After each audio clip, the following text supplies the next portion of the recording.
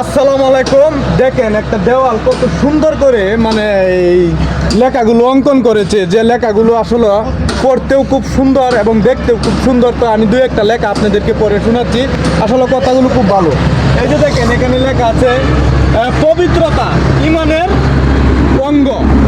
লেখার সাথে মানুষের চরিত্রের মিল নাই, লেখার সাথে মানুষের পরিবেশের মিল নাই। মানুষ লেখার দিকে চকচক ঝকঝক করলেও বাস্তবে খুবই নোংরা। নিয়মিত পানির বিল পরিশোধ করুন, কারণ আমরা জানি পানির অপর নাম জীবন। অথচ সুন্দর করে এখানে লেখা উঠেছে যে নিয়মিত পানির বিল পরিশোধ করুন, অথচ সেটাও আমরা অনেক সময় করতে পারি না।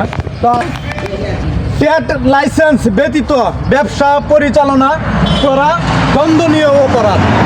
আসলে আমাদের এই চেয়ারম্যান সাহেব অথবা টিউনু সাহেব প্রতিনিয়তই নোটিশের মাধ্যমে সকলকে অবগত করে যে যারা ব্যবসা করতেছেন তারা অবশ্যই ট্রেড লাইসেন্সের মাধ্যমে ব্যবসা পরিচালনা করেন, কিন্তু আমরা অনেকেই অল্প কয়টা টাকার জন্য ট্রেড লাইসেন্সটা করি না। আসলে সেটার জন্য আমরা নিজেরাই দায়ী, কারণ একটা দুর্ঘটনা ঘটে গেলে তখন কিন্তু আবার আমরা ওই থানার পুলিশ অথবা চেয়ারম্যান অথবা টিউনু সাহেবকেই দোষী। কিন্তু টিউনু সাহেব প্রতিনিয়তই আমাদেরকে বলে দেয় যে ট্রেড লাইসেন্স করেই কিন্তু ব্যবসাটা করা ভালো, কিন্তু আসলে আমরা করি না। সর্বশেষ যে জিনিসটা আমরা বুঝতে পারলাম যে আমরা লেখার দিকে বা পরিচ্ছন্নতার দিকে খুবই নোংরা। আমরা লেখি একরকম যে আমরা পরিষ্কার পরিচ্ছন্নতা, অথবা বাস্তবে যখন তুলে ধরি কোনো কিছু সেখানে নোংরা আবর্জনায় আমাদের মনটা ডাস্টবিনের মতনই ভরা।